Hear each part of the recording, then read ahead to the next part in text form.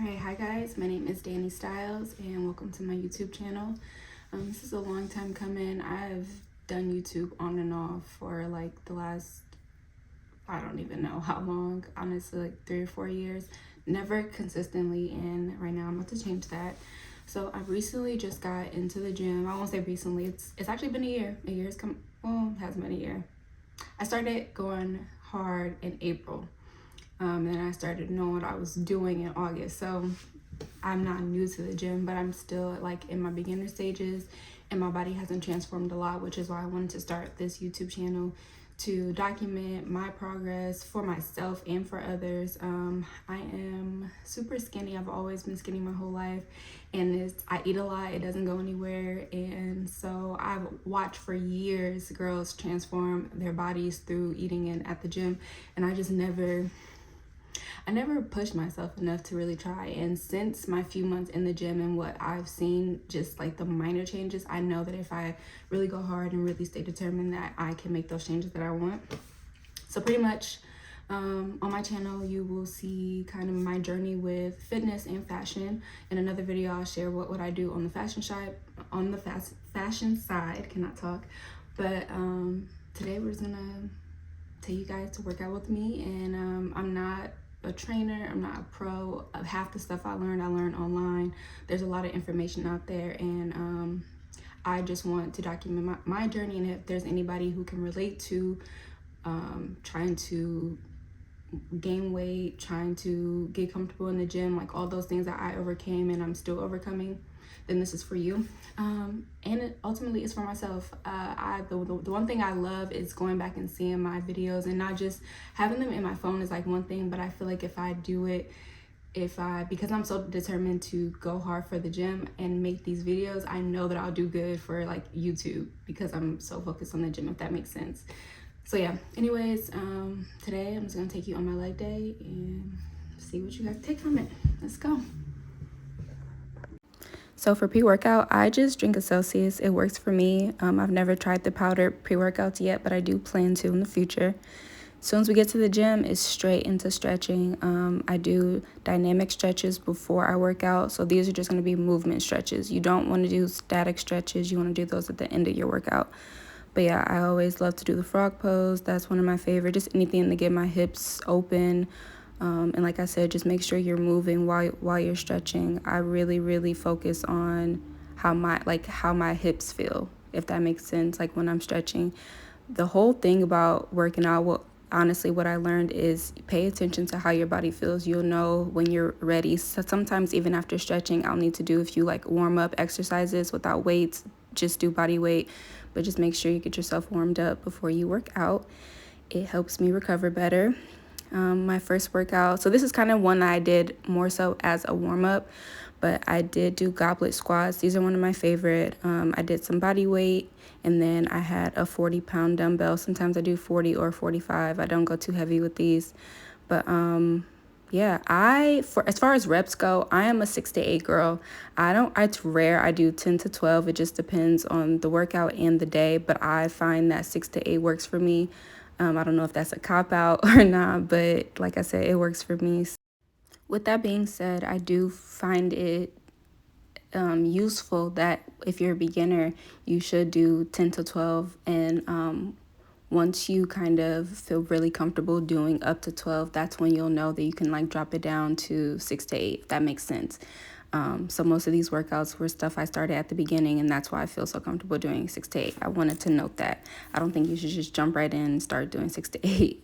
Definitely work your way up to that. Next, I'm going to do some hip thrusts and KAS Bridges on the Smith machine. I used to do them with a free weight, and honestly, I just like them so much better on this. But just make sure that my body is positioned right. You want to be at a 90 angle. I do 2 plates of 25. I worked my way up to this, and sometimes I do 3 plates. But don't be like me. So I do my first set off camera, and then I try to do my second or third one on camera. I didn't give myself enough time to breathe in between these. So I didn't do this the way I'm about to explain to you like I did my others. But I do 5 hip thrusts and 5 KAS Bridges back to back and a short hold at the end. give yourself enough breathing room to finish, because in the video I don't finish. I had to break it up and do 5 to take a breath and then do my other 5, which sucked. But for my first and my third set, I was able to do it like that. So yeah, I just was trying to rush. But make sure you're at a 90-degree angle. Push all the way at the top. These burn bad, but they feel so good, and it's the best burn ever. Here is another favorite of mine. These are Goodmornings. I also do these on the Smith machine. For majority of the workouts that I do, I start with a lighter weight, and then on my second and third set, I go heavier. So I started with 10 with these, and then I finished with 20. But with these, you're just going to drive your hips back. A lot of glute exercises, you'll find that you're doing a hinging movement. I love these a lot because you can feel them. So like if you're doing them right, you feel them. Like I just love the burn in my hamstrings and my glutes. Like it feels really good. Lately, I've been trying to stick to the workouts that I feel like are working for me. Because I used to go into the gym and just watch whatever video on TikTok and do it. But I do recommend, getting to a schedule. At least that's what everyone else recommends. So this is actually my second week sticking to my schedule. Next, I did some cable kickbacks. If you search this, you will see that people do these all different types of ways. Again, I just pay attention to how my body feels. I feel them in my glutes, so I like to do them kind of standing up and not kicking back too far. I start with 20 and I end up finishing with 30 on both legs. Okay, and next I did RDLs. Normally, I would not do RDLs and Goodmornings on the same workout day, but this is my last leg day. Because I don't work out when Mother Nature comes to visit me, so I just try to go hard on that last day I know I get in the gym. But with these, I always make sure I do these slow and controlled. And there was a video I watched that really helped me. Go off the side of your legs and hinge back. And I just feel like that changed the way I do RDLs. I really love RDLs too, because it's something that you can feel if you're doing right. That's the one thing. I don't know, leg day is my favorite because you can just know when you're doing something right and when you're doing it wrong. Because if you're doing it wrong, it's going to hurt.